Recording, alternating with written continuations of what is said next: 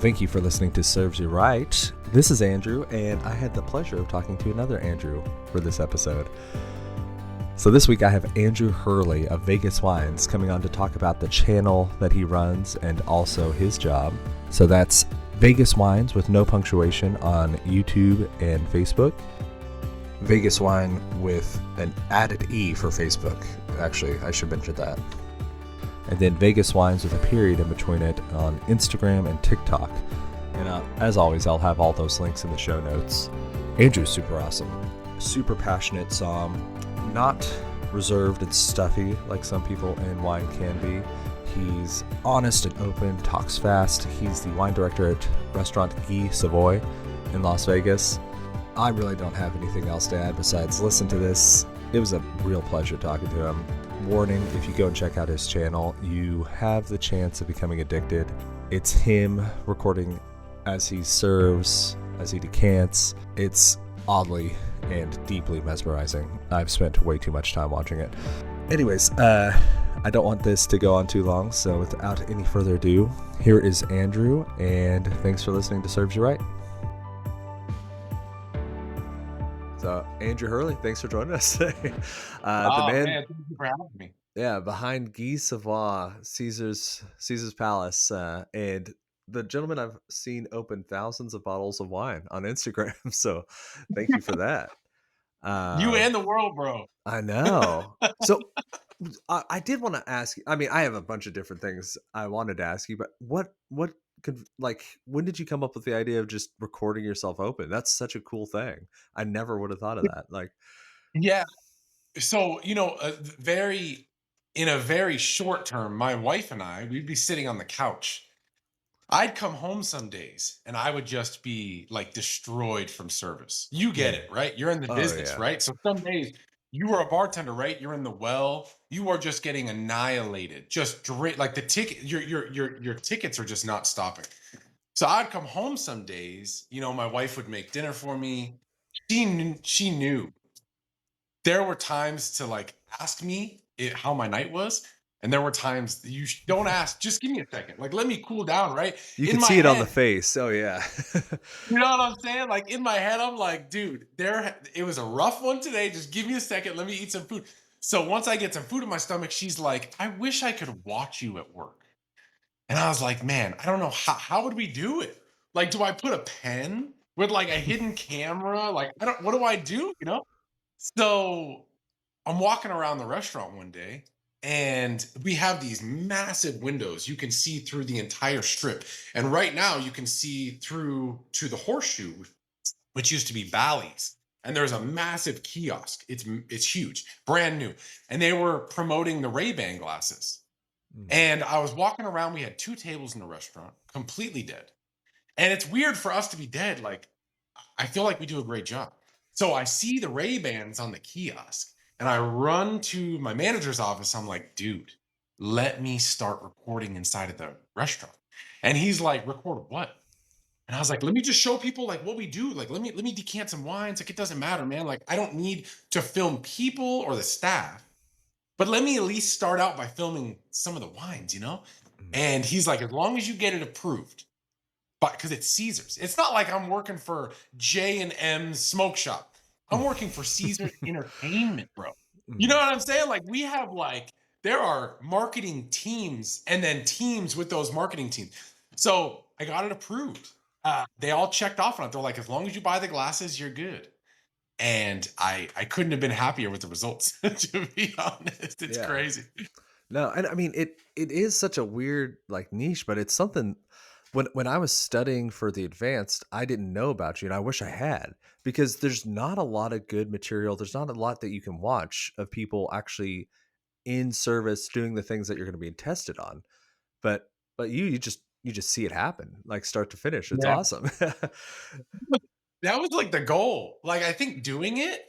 Okay, at first I was super scared because like at first I didn't really want to talk at all. If you go back to like my very first videos I ever made, like on TikTok, that was where I first started. That was the first platform I chose. I don't talk at all because I don't want to watch. I don't want to watch other people make fun of me for some reason and the way that I interact with guests, I feel like they would really judge the way that my verbiage is because I'm just a dude. I mean, look at Mhm. me. I'm just a guy, bro. Like, and everyone in my position as a som, I swear they're very strict minded and they're very knowledgeable. Like every other som to me is extremely knowledgeable. Like I think highly of other somms because to me I judge myself pretty harshly. So if you watch back the videos, I won't talk. And then as I'm starting to get the traction rolling, people are asking me, "Can you do like a monologue? Like just say something." And I was like, "Okay, like I guess I'll try." And it just ended up being a benefit opposed to a negative. And people have really felt more comfortable, I feel, after watching the videos, being themselves at work. And I love that because like I want to be, that's the only way I could be me is I can't be fake. I'm not a fake dude. You know what I'm saying? So I'm happy it's helped people. I wish you would have been able to see it when you were going, even though Well, I'm not advanced, right? But I hope that it would have helped you. well, I mean, that is actually another thing I did want to ask you about. I did hear you talking about your service. So, did you get just the certified, or do you stop there? Or Say it one more time. did you? So, I heard you talk about the story behind your service exam. So, I know you probably got at least to the certified, and then you just haven't gone on from there. Or Yeah, so when I was actually going to, I got past my certified. I got the opportunity to work at Gee. Mm. Once I got the opportunity to work at Gee, I saw our wine list. Have you ever checked out our wine list online? Wine Spectator listed it as like what 3,000 different selections, and like so I haven't actually Yeah. seen it because I tried to get the link and it wouldn't come over for some reason. Oh, But okay, okay. yeah, I So didn't I when didn't I go to when I your took website or anything. But yeah, no, you're good. When I took over Gee, the wine list. I have to go to the gym to hold the wine list. I mean, it's this thick. yeah. We call it the wine Bible, man. There's over 30,000 bottles, 2,800 different selections. So I went from certified, taking some advanced courses in Texas. And when I was doing the advanced courses in Texas, they started to educate us on different areas of the world that I didn't feel were pertinent to my immediate job. Mhm. And that's where I was like, okay, I think I'm just going to focus in on my new career. I don't need to keep going further I don't think it's going to be pertinent to my job. And Mhm. so that's when I just focused in on our wine list. And I've been studying, the biggest thing was studying wine pairings. I didn't realize how important it was going to be at this restaurant, but it is like the number one thing. I do 80% tasting menus at my restaurant with Yeah. wine pairings. When I first got there, we were doing like 30% wine pairings. And then as I started doing wine pairings, it started to catch on and more people wanted to just come in to do the wine pairings. So I had to really understand what I was doing. It's wild how it works. Yeah. No, we'll get to the wine pairings, but just so I don't lose this thread, when did you go do the advanced courses in Texas? Because that's where I did mine. Oh, So, really? yeah, I'm wondering, Yeah, like, I went maybe we're back. in the same class or something. I believe it was 2015, That 2016, something around there. that's Because I think at the close. time, Yeah. yeah, because I started working at Gee. Yeah. So I think it was like 2016. I went to Dallas, Fort Worth, Mhm. and I think it was at Four Seasons, if I'm not mistaken. And it was great. I had an amazing time, but So, did they it do, just like, a mezcal and tequila class at yours? Because it's no, we did close. South Africa. We Okay. didn't do mezcal or tequila. We did sparkling wines, of course. I think we did like Brachetto d'Aqui. We did like Sardin de Bougie. We did Okay. a big, huge thing on South Africa. We did a thing on Tokai. Yeah. Uh, Off the top of but my yeah, head, I couldn't remember if I was 16 or 17, but I must have been 17, so it's, like, 1 year yeah, off, but yeah, yeah. yeah. It was such an amazing time, I'll be honest with you. Yeah. Well, if it makes you feel any better too, I went for the advance and I just failed horribly. So, which I think is pretty Mm. par for the course, like 20% pass rate or something. So, Yeah, yeah, yeah, so I it hear goes. I hear those stats a lot for the advanced. You have to really, I mean, you gotta really give up a lot of your life. I mean, You I'll be honest, do like more than I was willing to give up, to be honest. yeah, you Um, gotta be really committed, you know? yeah. Well, okay. I just wanted to see if by some weird chance we were in the same class. Uh, Do I have pairing. your number in my phone? No, I'm just like Yeah, I know. I mean, your name's Andrew, so is mine. So, yeah. you never know, Uh, you never know. so you bring the tasting percentage from 30 to 80 with pairings. So how do you do that? Like what is your philosophy on pairing? Like how do you get people to say yes, and how do you make them delicious all the time? Like Well, the cool thing is when I first started, the other sommelier, great guy, he hired me without knowing me. So thank you, Phil. His name is Phil, amazing guy. And he really he set me up for success. I mean, he gave me a Ferrari. I mean, the wine him and the past sommeliers, they have curated the best wine list, and I just have fun doing it. So I'm not sure how he used to run his wine pairings, but the way I run my wine pairings is I choose different wines throughout the night, multiple times a night. mm, So I have backups after backups after backups of different producers, different vintages, regions, everything. And I have fun, and I feel like we have a lot of regulars, surprisingly. I mean, our mm, average is like almost $700 a person. It's wild. And we have a lot of regulars, but the food doesn't change within, like, 2 months, right? We have seasons. And the wine pairings will constantly change. So whether the food's the same and the wine pairings are different, that's what people are coming back for. And mm. I've used magnums of 1970 Mouton. I've used DRCs. I've used some of the best white and red burgundies in the world in my restaurant, because it's like a kid in a candy store. I actually love wine. Like, Mm. I am if I wasn't there, I would be drinking. I spit everything I taste at work. But like, I open wine so that I can give people the experience. I love that reaction effect of giving someone something, like looking over from my Gyrodon as they're tasting it with their friends, and then them all talking about it. And I'm like, yeah, like I just get like amped up Yeah. about that stuff. I love it. No, So I and feel like it just got yeah, progressively better. there's no feeling that is better than you recommend a wine, bring it out, taste it, they approve, and you walk away. You look back and you see them just like smiling, Dude, like talking to their friend, like yes, yes, it's wild, bro. It's yeah. like I watch even on my socials, like I watch reaction TikToks or something. You know what I mean? I Mm. watch reaction videos of people watching music videos for the first time. I don't know what it is about someone's natural reaction, but I love it. I love it. Mhm. So I did want to ask. So you have all this back vintage wine. How does it work in Las Vegas? Because that's something we can't get here, and most of the Yeah, places I've worked, you really can't. Can you like buy through like private collections, or I can't. It's you illegal in can't? Vegas. Okay, it is illegal Yeah, too. it's Yeah. like so it's a three-tier market here. So Okay. everyone has to make their dollar. It just is what it is, which is why some of the prices on those videos, they look kind of wild. And it doesn't mean to be wild, but like I have a budget and I have a margin I have to make to stay in Yeah. business. Sure. So I source my wines through negociants, which are pretty much warehouses in France or around the world that store wines. They'll sometimes buy up to 80% to 100% of a vintage of a producer.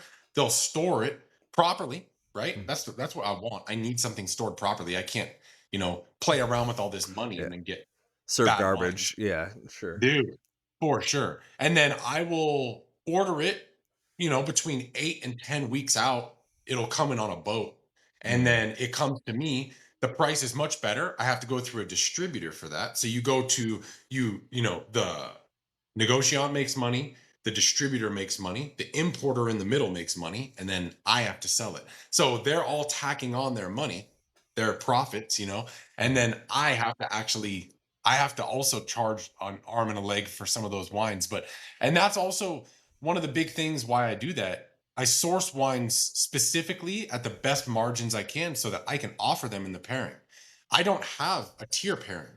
It's not like you come in and it's like, okay, do you want the Village level pairing, Or the Premier DRC. Cru Yeah. pairing, or yeah, Yeah. or the Grand Cru pairing?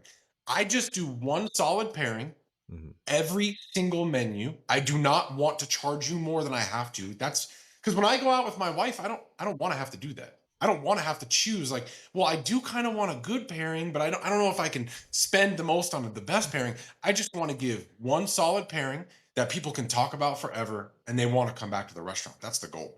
Mm. Yeah. No, that makes sense. I'm thinking like even I guess here every once in a while we will get pre-sale offers for some back vintage stuff. I'm guessing just assuming the market, like, I think more people fly through Las Vegas every month than probably live in Omaha, so I'm guessing just the, like, quality and like, if I am a negociant trying to raise some money and sell some backstock, I'm probably going there first. That's what I'm trying to say. I just don't know how to For say sure. it. Yeah, For sure. Yeah, I get you. yeah, That's so funny. that's cool. No, Okay. I mean, you know what? Not just negotiants, those are like a big portion, but those pre-sale offers that you're talking about, huge. I Mhm, mean, I'll get pre-sale offers that I feel I don't know every program in Vegas. I don't know the beverage programs in Vegas. I don't know them like by heart. But I will say that I feel like I'm one of a very select few that will capitalize on these pre-sale offers of old vintages. mhm. Like even if it goes into like big producers like Louis Jadot, they'll offer me like back vintages in the 90s and the early 2000s.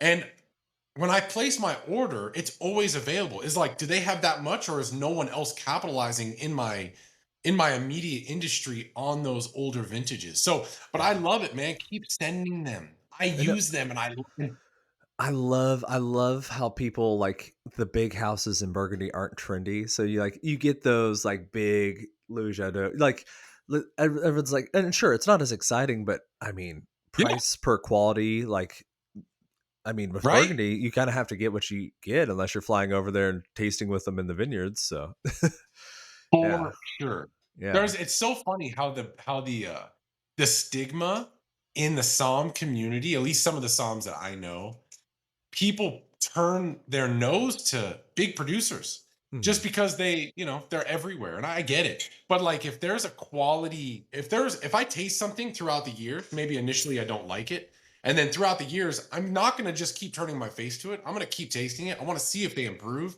I'm going to see if new winemakers come in and start making a better choice. That's I feel like that's how Louis Jadot has been recently.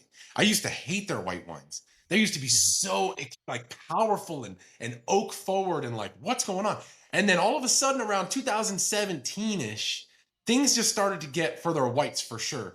A lot more manicured, a lot more like refined. The texture was there. It wasn't oak forward. Like there was so much more complexity. And so I kind of kept it to myself for a little bit. And then all of a sudden, when the video started coming, I use them so often. It's just like I can't get enough of the Jadot, like Premier or Grand Cru whites, dude. They are incredible, bro. It's crazy values. Crazy values. Insane. If you're enjoying this so far, please take a moment, hit like, subscribe, share it with someone that you know would enjoy it. It'd mean the world to me, and it really does help this show grow. All right, back to it. So I've got to say, doing a little research and watching some of the videos I hadn't seen of you, I found that you started off your career in food service as a busser, and I was super excited to see that. I was like, this guy, this is, he's on the same team as me because I kind of started off as a bar back.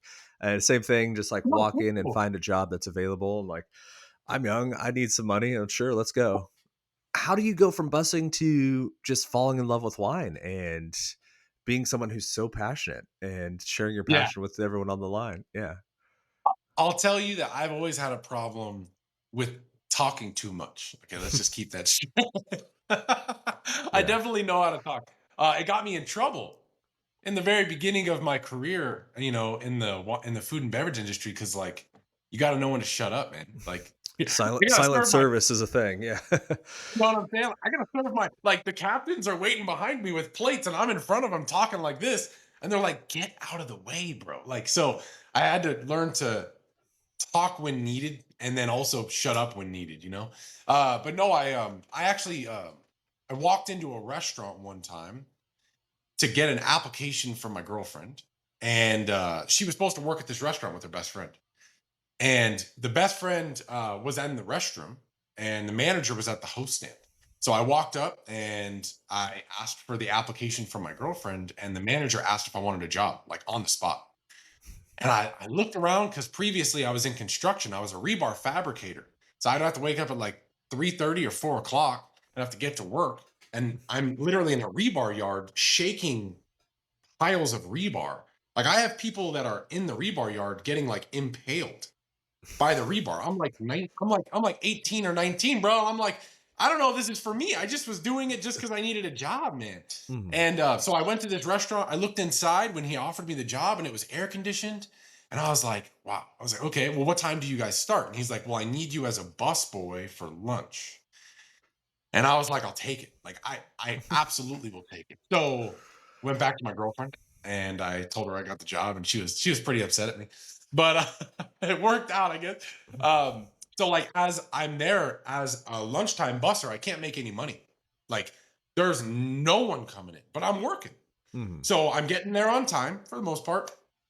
How do I make money? So I started looking around, and noticed that the servers have to come in a half an hour early to wash all their plates. We have charger plates that go on the table. So I would literally walk around the entire restaurant while we are dead. And I would take my napkins and I would polish all of their whole section, the entire section. So they started coming in, and I was like, hey, section's done. Hey, section's done. And they would just start handing me money. And Mhm. I was like, all right, like this is great, man. I was like, at least I could go home with like 120, 140 bucks. It was lunchtime. So they are the ones that started asking if I can get promoted. So they would literally go up to the managers and they're like, hey, put Andrew on nights. Like, I want Andrew in my section on nights. And so I started working nights, got my girlfriend pregnant, Mhm. and I Uh, needed to start making money. yep, as it happens. Yeah. You know what I mean? Like I had to start making money. So it's either shape up or ship out.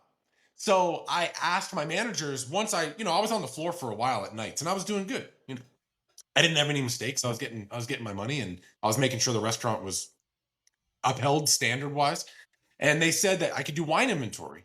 So I started doing wine inventory at the restaurant that I worked at with my best friend, who also just took over the wine program at that restaurant. At the time, we were acquaintances. His name is Scott, my best friend. Him and I learned everything together. We actually passed our certificate together. Mhm. So he was the wine director because he knew numbers. He didn't know all the wines yet. I didn't know any of it. I didn't know numbers or wine. So we are But you in can this. We're count. deep, right? Yes. Dude, I can count, and I have hands, and Yeah. you know what I mean? Like inventory No, is easy. So that's how I go up I on mean, this I snuck ladder. into inventory too because no one wants to do that. Yeah. You know what I mean? So I go up on this ladder inside of our wine cellar, and I would read off the labels. He's like, "You have to read the labels to me. Like, Mhm. if we're gonna learn together, you're gonna read. That's the best way to learn anything is reading the wine labels." Because then all the information you need to know is on the labels. So know how to pronounce it, know what the vintage means, know everything, right? So throughout doing that, every month we opened a new bottle of wine and discovered it and found out if we liked it or if we didn't, how we're going to get rid of it. We would taste them with distributors, chefs, whatever. And my passion came from tasting a few wines, but the number one wine was a white Burgundy. Mm. So there was all these American wines that for some reason my chef loved. We were in a seafood restaurant. You know how many cabs he was recommending for his seafood? And as a wine director now, I'm like, bro, what are you doing? Mhm. Yeah. Well, if you It's drink what you wild. like and you eat what you like, you should enjoy things, but No, for doesn't sure. always work out for you. Yeah. No, for sure. Yeah. So like I thought it was me that didn't like wine because every wine I had was powerful Barolos and American cabs and like Syrahs from Australia. All these wines, as I'm tasting them, like I just couldn't wrap my head around why people were drinking them. I just didn't know. I didn't like it. And then I had my first white Burgundy, and it was a different experience. Tasting something so soft and integrated where the alcohol was slightly tamed, there was acidity, there was like this plush texture, but then there was also like floral notes and a little bit of oak. Like it was like someone like I got tackled in my brain, like I got shook up, like I didn't know what was going on. Mhm. And so from there, I started thinking like, well, why like, what is this, first of all? What am I drinking? I don't know what I'm drinking. What am I drinking? So I started studying it. How can I get the same effect somewhere else? And so I'm researching wines and I'm trying to look at regions that have similar profiles to Burgundy. And my son's at the park. I'm just letting him play. I'm just highlighting books and books and I'm taking notes on note cards. I'm flashcarding myself at work. And it just moved me kind of up the restaurant ranks. Hmm. And I would catch myself in front of tables talking about wine when the servers were like, "Get away from the table." And I'm like, "But they're asking about this wine. Like, I know it. I do inventory here, you know?" And then so I finally get the opportunity to be a somm at the restaurant. And it's just like, yeah, I'm just like a sponge, man. I'm just like a little kid. I'm just learning everything, and I'm just getting excited about it. And then I became the wine director at that same restaurant after I passed my certified. It took 8 years. So it was quite a long journey of crazy shit happening, just to be honest with you. Well, to be fair, you had a kid, so I mean, yeah, that Yeah. that adds a little No, bit for of sure. time. So, Yeah.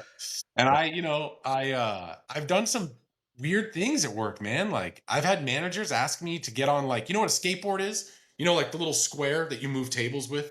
Like the little oh, thing, the dolly that goes in the table. We call them skateboards. They're like the four-wheeled like squares that go on that you we put all your glasses racks on yeah, and shit like that. we use them to move like huge things of glass racks. It's like the nightmare of all Exactly. the servers at the end of the night as they move over to be polished. Yeah, Exactly. So we yeah. call them skateboard. So like one of my manager one day, we're in the PDR. I'm a busser. I'm working banquets, but I'm a busser in the beginning of my career. And he's like, "Hey, I need you to cut all the fringes on the carpet." And I'm like, "How? Like, what do you want me to do?" And he's like, he hands me scissors. And he's like, "Go." And I was just like, "Okay, like I guess I have to." And I thought it was a joke because we were friends, kind of. Like he was like we would joke around all the time, but I felt like he was being serious. So like I put like a linen on a skateboard. I get my knees on the skateboard, and I'm just going around the carpet, like literally like a turtle, cutting all the fringes of the carpet. And I have pictures of like all these servers making fun of me doing it, but like it just goes to show like I will suck up my pride, my ego, and like like just do whatever needs to be done, bro. Like I was that kind of dude. I didn't mind Mm. doing it, and I have, we can all laugh about it because I'm still friends, best friends actually, with almost all of the servers and the staff from that original restaurant. We all hang out all the time, and they will show me those pictures. And it's like, dude, look where you were. You know what I'm saying? It's You as the crazy. skateboard turtle clipping the so yeah, when you said that, I don't know if you've ever heard like that joke they play on people, like your first shift, you ask them to empty the hot water from the coffee machine, and that is Oh, instantly exactly what I thought. I was like, this has to be a joke, exactly. but no. Hilarious. Oh man. Uh, so yeah, So so yeah, so it's kind of crazy. your turtle days are over, and now. So how long have you been at Guy Savoy? So I've been there for 8 years. I just had my 8-year Oh, anniversary. congratulations! Uh, I think on like it was like last Thursday or something like that. Awesome. 8 years. It's one of my longest jobs I've ever had Yeah. So, because I was at Aquanaut for 8 years. Also, that's crazy. yeah. Um, I did want to ask. So the Krug tasting room, is that just one room, or is that like a style that you do in like a couple of rooms, or how does that work? How does So, that work? That's probably the better yeah, question there. Yeah. so when you So we have a Krug chef's table. So you walk into the kitchen, right? Hmm. And you have a table that's designed by Krug Champagne. It's a 10-course menu. So you have generally around 8 savory courses, 2 desserts, and you have 2 glasses of Krug Grand Cuvée. That's a multi-vintage blended Krug that goes with your menu. You have 2 of them. And most people will add the wine pairing to it, which we charge $500 a person for the wine pairing. And then you also, the menu for 10 courses and just the 2 glasses of Krug is $800 a person. So if you just want to come in, enjoy your Krug, enjoy your menu, you're there for around 3.5, 4 hours. You can be there longer. We can obviously make it shorter as well, but that's like a good time frame because if you need to get up and walk around a little bit, like you can do that. We're not rushing you at all. Hmm. And that's kind of how it works. So $800, 10 courses, 2 glasses of Krug. And then if you want to add on a wine pairing, it's $500. Some people will ask for the Krug menu on the dining room floor because they do not want to be in the kitchen. Because the kitchen can get kind of loud. It's a kitchen. Oh, yeah. Okay. You know what I'm saying? So it's like, Hmm. do you like in the service industry, like you and I can only imagine if we were dining together and we keep on hearing service. Oh, it drive me Like we want to crazy. help. Oh, yeah. Bro, you know Yeah. what I'm saying? I'm gonna help, bro. I'm sitting there trying to enjoy my menu, and chef is literally looking sideways like service, and you're Hands. like, Anyone chef, have I got hands? you. It's like, I've got hands. I've got this. Yeah. So that's that. So I get it when someone's like, we want the 10-course menu, we want the crew, but we want to be on the dining room. We want to people watch, Mhm. not we don't want to watch you guys. So we do get that, but for the most part, our crew room is booked out. So if you ever want to book it for any reason, you go on Open Table. That's how you make your reservation, and you just write in the reservation notes that you're looking for the crew table. We will email you. We will make sure you know all the logistics. We will make sure you know how to get to the restaurant, the pricing, what it comes with, all that stuff. It makes it so much more simple. So yeah, it's Awesome. cool. It, Okay. it's a good room, man. Awesome. Yeah, I've just seen it a couple times, so I just wanted to check. Yeah. I So love it. what does your like typical day look like when you go into work? Like, do you are you also in charge of tasting the wine, purchasing, getting the pricing, wine menu? Like, is it all you, or do you have like Yeah. assistants? How does it work? No, it's all So you. it's all me. Yeah. Um, my two I have two assistants, I would say. I Hmm. have my boy Zach, who you'll see in my videos. He's like a ginger looking kid with like a comb over. Great kid. Knowledgeable. He's like just like I was when I was a kid. Extreme. He's like a sponge, man. He just remembers everything. I love the kid. He's amazing. And then we have another dude. His name is Anthony. So Anthony, he's a taller gentleman that works inside of our kitchen. They're actually best friends, and that is like my right hand man for bartending anything.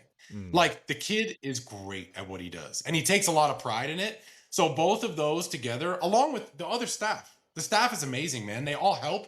But when it's decision time and actually making sure the wine list is taken care of, making sure I'm curating wines for the program, I'm costing out things, budgeting, anything liquid in the restaurant, it's all me. There's no other som in the actual restaurant. There's not another actual som. It's just me.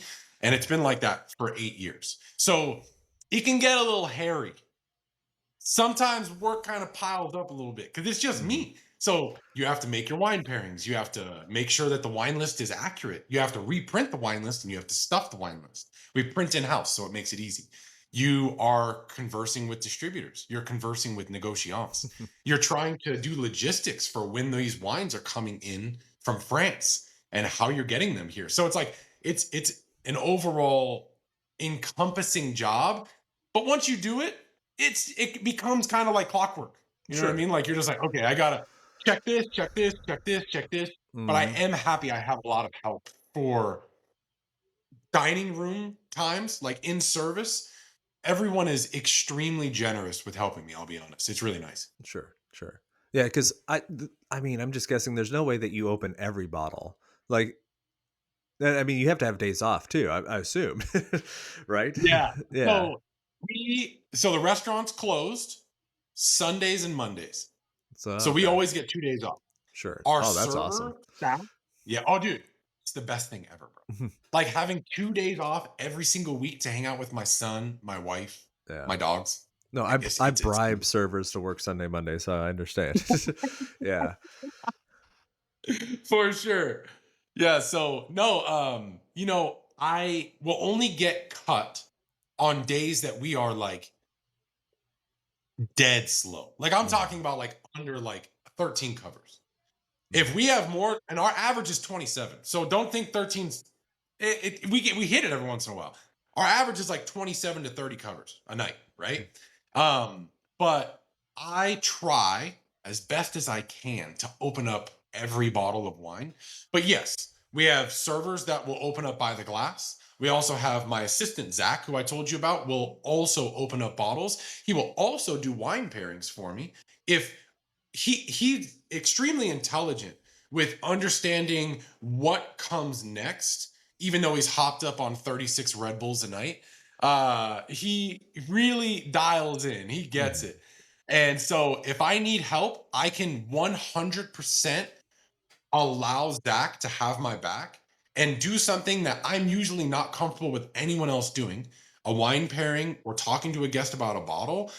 I like to do all of that. That's my job. I want to make sure that mhm. I'm doing my job always. So, but I can trust Zach doing this stuff. So he does help me quite often with doing wine pairings if I have to decant a bottle or if I have to sell a bottle to a table that I know that we're going to sell something really nice. So we really do work as a really refined team, and we all are little links in the chain. Like we only have around 9 people front of the house. That's it. We don't have backup. It's just we have 9 people. The Mm. kitchen right now is down. I think they have 7 people. And they're pumping out up to 10 plates and Per more per guest. table. Yeah. It's wild, bro. Yeah. Wild. No, yeah, It's and wild. I for some reason I thought it was bigger, and like 27 to 30 people, that is doable actually for you to open every Mhm. bottle. But I'm Agreed. assuming you're also filling waters. You're probably running food when the need arises. You're probably saying hi to VIPs at the door, all the whole 10 yards and everything too. So, Yeah, we try. That's our standard. Everyone at the restaurant, I'll be honest with you, they will stop what they're doing mhm. mid whatever they're doing, and they will assist a guest walking to the bathroom. They will make sure that if the guest is leaving and no one's at the front, they will run to the front and make sure they get their little brioche that we give you at the end of the night. Say thank you for joining us. Like everyone is really dialed in. And I also have to do that. If I'm in the middle of decanting and there's a lady in a walker trying to get to the restroom, like I'm gonna stop decanting and help her. Like it just is what it is, bro. Like you just I feel like inside of me is like built just to make sure everyone feels special because I always think about money. Unfortunately, it's just part of my nature. And I know how much these people are paying to Mm, be inside of the restaurant. It yeah, is not cheap. And some people have waited over a year, like their reservation, over a year to come in. So like why wouldn't I treat them like a king or a queen or like however I can? Like so that's like for me that's big. Like treat everybody how you want to be treated because it pays off. They'll come back every year for that. You know what I'm saying? sure. It's Yeah. crazy. You just build it up one at a time. Yeah. Dude, for sure. Do you feel like that style of service is typical in Las Vegas? I haven't been in probably 10 years. No, I see you shaking your heads. No. Yeah. Um, I we my wife and I go out to eat. We Mhm. don't go out to eat to all of the mainstream fine dining restaurants in Vegas. We go out to eat, but we also, we like to show love to a lot of the local places. I I can't speak for all of them, but when I do go out to some of these restaurants, I feel like they do a pretty good job at service. But you know us, like you being in this industry and me, we're pretty critical Mhm. just about when we dine out. We notice. We're not stupid. We notice what's going on behind the scenes. We notice if the servers are fighting. Like we notice like when our water glass is empty. You know If what the I'm if saying? the Like, French restaurant just has no standards for service, yes. yeah. Sorry. There's one place So in no, you're Omaha, good. I won't say it on the air, but oh my god. The food's great, but they have no idea what they're doing. My wife loves it, and I just know we're gonna spend 3.5 hours when we go. It's okay. It's fine. It's like a lunch spot too. But That's cool though. That's good, man. It's yeah. great. So you're Yeah. married too? I am. I am. Yes. Oh, nice. I was the Nice. How long you been bartender married for? and she was the server. So we're coming up on our 9 year. So No way. Congratulations, bro. yeah. Thank you. Thank you. That's awesome. Yeah. I Is she still in the business as well? No, she got out when we made the move. She now works so she did a art degree and she used it. Oh, She's cool. yeah, directs marketing at a casino actually. So Dude, it's that's work from home. awesome. It's yeah. She gets to hang out with Well, the Great Dane and the cats while I'm at you work. got a So great name? heck yeah. Dude, Zeus. that's great. Dude, Yeah. I love Great Danes, bro. I love them. Oh, it is a 150-pound baby that Oh, yeah. like I'm sitting on the couch. So we have a couch downstairs where we can watch shows at night, and we're sitting, and there's like a little just like cushion in between us. It's the small thing, and he was whining, and he wanted us to move the cushion so he come and sit up in between us. Like dude, you're 150 pounds. Like, you could move this. Like, yeah, they don't make any sense, but they're awesome. Big old lap dogs, bro. Exactly. Yeah. Uh, are there any? Because I'm sure you see a lot of America come through, and so I did want to ask: are there any trends that you've noticed, or something that you believe in that has hit the Vegas scene hard? Like, I know sustainability is something that people talk about a lot. I know the younger generations drinking less than they have is something I've heard a lot about. Like, are there any things like that? Any trends that you've kind of picked up on and you're paying attention I'll, to? I'll, I'll, yeah, I'll be honest. So, the guests that we get in our restaurant that are usually from America, Hmm. not always, but usually from America, we get this. Does France make Cabernet? Does France make Chardonnay? Sure. Like they are so secluded Mm. to styles of wine that are produced in America or Argentina, warm areas that are similar in profile, which makes sense because they're used to drinking juicy, fruit forward sides of wine. So the The big thing that we get, Coca-Cola style of wine, kinda, yeah. boom, Yeah. yeah. So the big thing that we get are people that come in. They're like, I know nothing about French wine, zero. Can can you do like can you introduce me to French wine? And I'm like, dude, that's my life goal. Mhm. That's what I want to do. I just want to give you because I'm all about classics. And I feel like classic wine has gone away because there was such a fad of rich style, high alcohol, powerful wines Mhm. that are have their own market. Great. People like them. But it's crazy how many people don't realize how much wine is out there in the world. There's so many different styles of beverage. And so, to be honest, most people that come into the restaurant, because I'm also secluded, I work in this little 26 table restaurant that people only drink wine.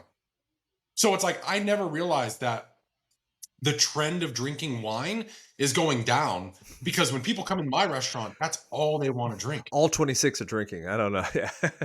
You know what Yeah, I'm saying? Like, dude, sure. because you've seen videos of my champagne cart. I can only imagine, like, champagne cart goes to every single table. I have Mhm. 7 different champagnes on the table. So immediately the table sits down, you get your water poured, server greets you, I'm at your table. Or Zach is at your table, right? And we are talking about what champagne you're going to drink right now. You know, we're setting the precedent of like, this is how service goes. This is what you Mhm. do in this restaurant. You drink wine. So it's like, even if you don't drink, I have non-alcoholic sparkling on the cart. So like most people, if they don't drink, even if you know someone that has never drank ever, I'm like, well, give it a taste. Let me know what you think. And it's just setting that precedent of like, this is what you do in this restaurant. And so Mhm. then people's mind, I feel like, kind of opens. They're like, well, since I already started drinking wine, I guess we can, maybe I'll get a glass of wine, or maybe I'll get like a half bottle, full bottle. Maybe I'll get a pairing. You know, if they really liked my interaction with them, maybe they're like, I kind of like this guy. And maybe I'll just let him choose for me because I kind of trust him. And that's kind of where things kind of just like open up a little bit on the wine spectrum. And then when you give them the wines that are actually great, they're like, what? Like, what's going on? I've never had this style of wine before. Why does it taste like this? And then it opens up conversation with me. And then I feel like I want to just start giving them shit because I'm like, okay, like If you it's like the this, try snowball's this, yeah. going. Dude, you know what I'm Yeah. saying? And you just start to like, it's crazy how it works, man. Yeah, no, that's true. And, oh, man, you're so spot on about Americans and French wines. California did a good job, and most Americans these days do not wanna try to pronounce anything French, like anything. Yeah, Yeah. it's true. I even on the wine list um when I curate the wines by the glass, even if a wine is spectacular by the glass, I really ask myself, how is someone going to order this? Mm, Like, yeah. are they going to be comfortable saying this? Like, I want this by the glass? Because they're probably not going to be comfortable saying the name. So it's like, I also factor that very marginally into my decision on putting something by the glass, just because I want to make sure that people do feel comfortable pronouncing something, because sometimes it can, if you're with a date, sometimes that could also be a little intimidating. You know what I'm saying? Like, Oh yeah. I really want this wine, but I just don't know how I'm going to tell him I want it. And I don't want that, so it's a mental thing too for me. Like, yeah, it's kind of crazy how it works. Yeah. No, it's a big difference between like Chateau Catalan or just listening. You listen to the bartenders talk to the guests. And they're like, "Oh, you want the French cab, right?" It's like, okay, yeah, Yeah, that's how for everyone's sure. ordering it. That for sure it is. Exactly. Yeah, every time. Um, That's funny. but I've got to say, your your picture on YouTube is Wine Made Easy dropping Psalm Synths. I was so jealous when I saw that because I'm like, I wish I had thought of that. How funny. Is That that was my something? wife. Oh, really? That was Okay. Yeah, so back in the day, if you go on my YouTube and you go to my long form videos and you go to the very first video I posted, I obviously hid some of like my son when he was a kid. Like, I posted on YouTube thinking it was going to do great. But there's a video of me much younger, much thinner as well, probably looking very similar with the hat and everything. And I was talking about grape anatomy. So that was like my I did see first that. I I didn't would watch it, but I've seen that thumbnail. Yeah. Yeah, so before I got the job at E, I was working at a restaurant called Bardo Brasserie in the Aria Hotel, which is owned by MGM. And my wife and I decided we should start videotaping wine stuff.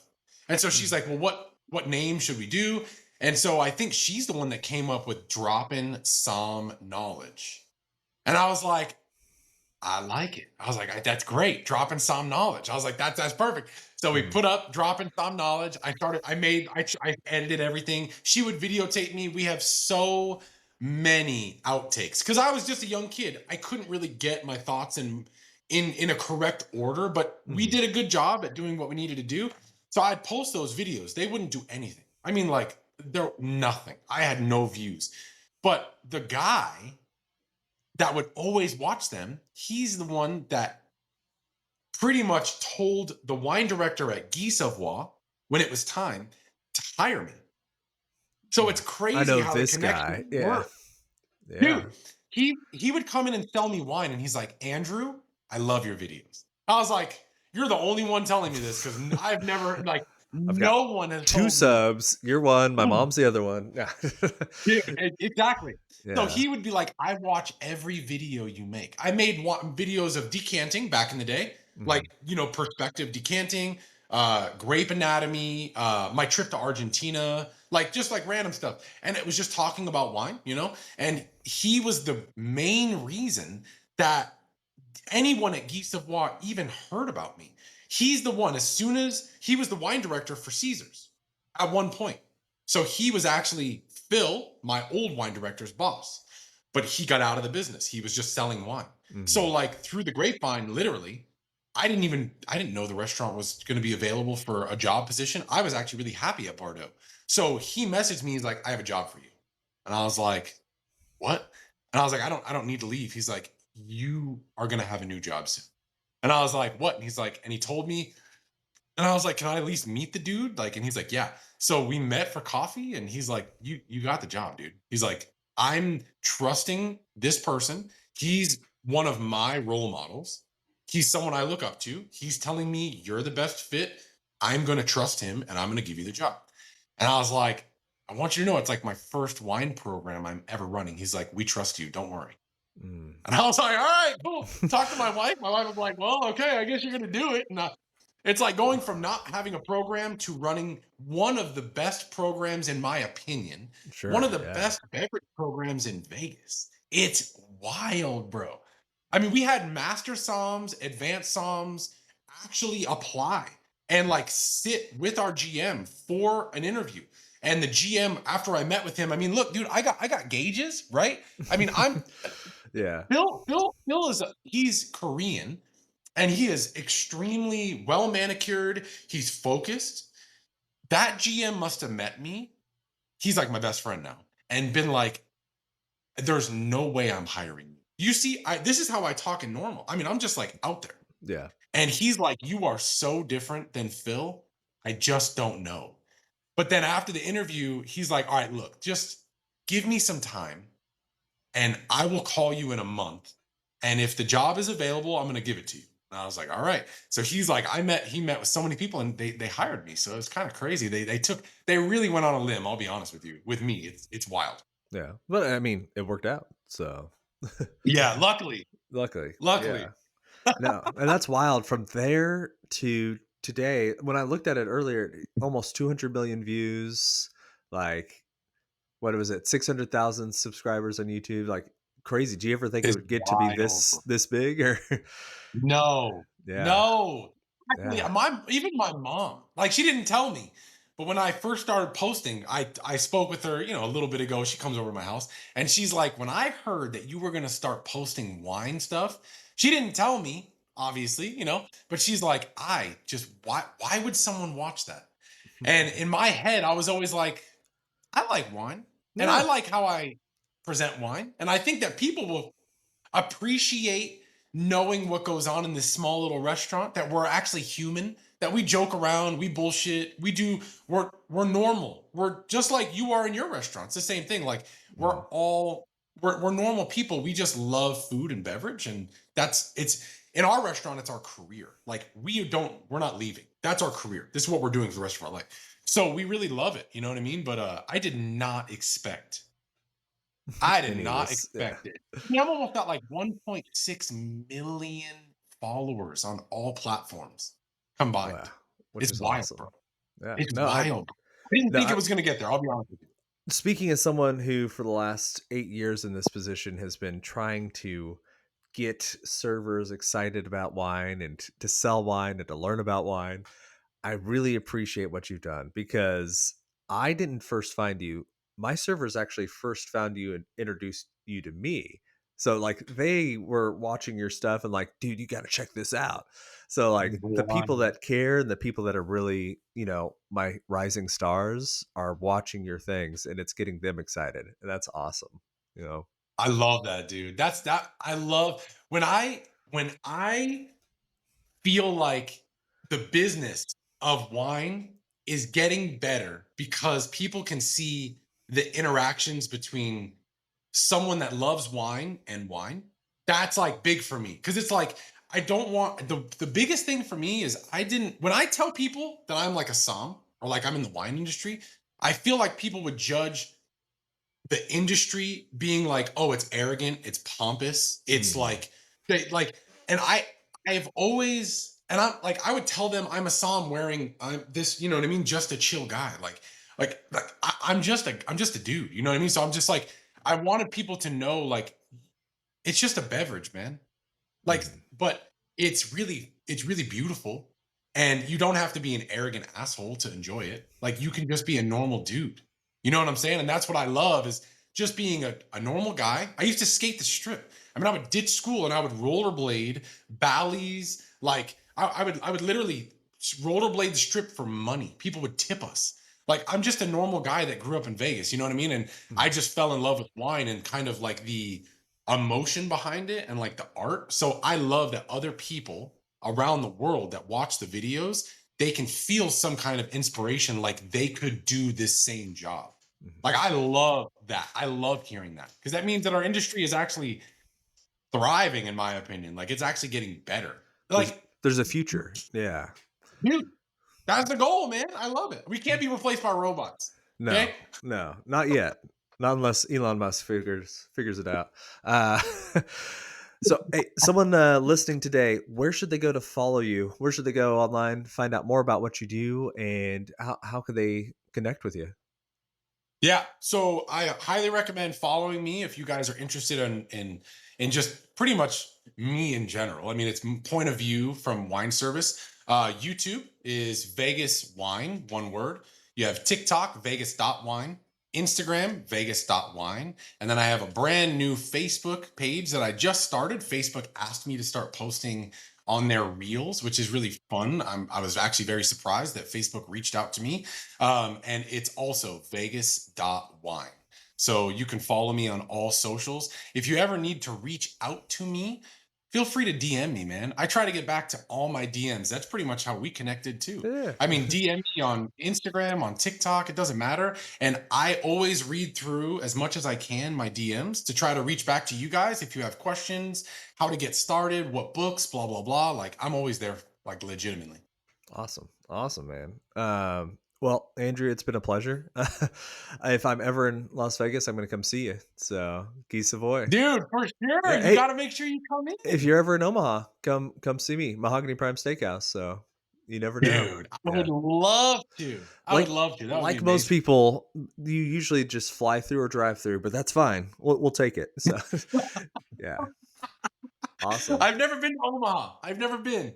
Yeah, it's awesome. I mean, one of the best zoos in America. It's us in San Diego are always duking it out. So That's it's so cool, man. pretty chill. I Yeah. love it. And You we know, I got actually, Warren Buffett. We got all that like stuff too. yeah, So so yeah, you got a couple people of significance. yeah. Yeah. That's so Well, cool, man. What's the restaurant? mahogany. Mahogany's there. Oh, it's Mahogany. That's right. Yes, That's so yes. cool, man. I would love to Steakhouse. come down. Yes, more affordable than your spot, so you can have a couple meals. Yeah, Yeah, I appreciate that yeah. sincerely. Well, awesome. I'm gonna take off. I know you got a meeting later today, so thanks for Cool, man. coming to join me. Dude, are you kidding me? Thanks for interviewing me. I appreciate it. You're amazing, dude. Cheers. All right, man. Thank you again for listening. If you have not, please like, subscribe, and also leave a comment on this show. Every interaction is really, really appreciated. I respond personally to every message, comment I get. Episodes of this show come out every Tuesday, every week. If you have any questions, please feel free to reach out, and I'm looking forward to talking to you again soon. Thank you.